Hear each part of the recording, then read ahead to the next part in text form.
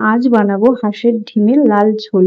তো hi everyone, আমি তিথি আর আমার এই ছোট্ট চ্যানেলটিতে তোমাদের জানাই স্বাগতম। দেখো, হাঁসের ডিমের ঝোল বানানোর জন্য আমি প্রথমে হাঁসের ডিম নিয়ে নিয়েছি, আর আমি এখানে জল বসিয়েছি কড়ার মধ্যে, আর এর মধ্যে আমি এক এক করে ডিমগুলো দিয়ে দিচ্ছি সেদ্ধ করার জন্য।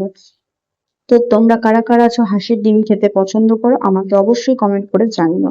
তো দেখো, এখানে আমি আলু দিয়ে দিয়েছি, ডিম আর আলুটাকে আমি একসাথে সেদ্ধ করে নেব। দেখো, আমি একটু সামান্য লবণ দিয়ে নেড়েচেড়ে এটাকে ঢেকে দিলাম। তো ডিমটা সেদ্ধ হতে থাক, ততক্ষণ আমি একটা মশলা রেডি করে নিই। এর মধ্যে দিয়েছি আদা রসুন পেঁয়াজ বাটা, আর জিরে, হলুদ আর লঙ্কার গুঁড়ো, আর সামান্য লবণ। তো মশলাটা রেডি করে রাখলাম। এদিকে আমার ডিম আর আলুটা সেদ্ধ হয়ে গেছে, আমি ডিমের খোসাটা ছাড়িয়ে নিয়েছি। এরপরে দেখো, কড়াইয়ের মধ্যে তেল গরম করতে দিয়ে দিয়েছি, আর অবশ্যই আলুটা আর ডিমটা ভেজে নেবে। আমি ভেজে নিয়েছি।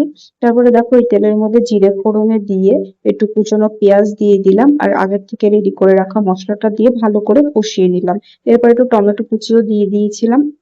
এবার মশলাটাকে ভালো করে কষিয়ে নিতে হবে।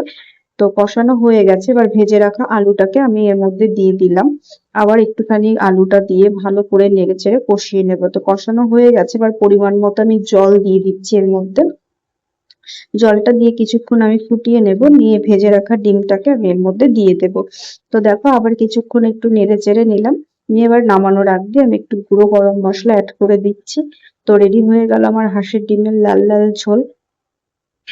তোমরা কে কে আছো হাঁসের ডিম খেতে পছন্দ করো, কমেন্টে জানিও। তো এই রেসিপিটি যদি তোমাদের ভালো লাগে, অবশ্যই লাইক কমেন্ট শেয়ার আর সাবস্ক্রাইব করে দিও। দেখা হচ্ছে নেক্সট ভিডিওতে। আজকের মতো টাটা, বাই।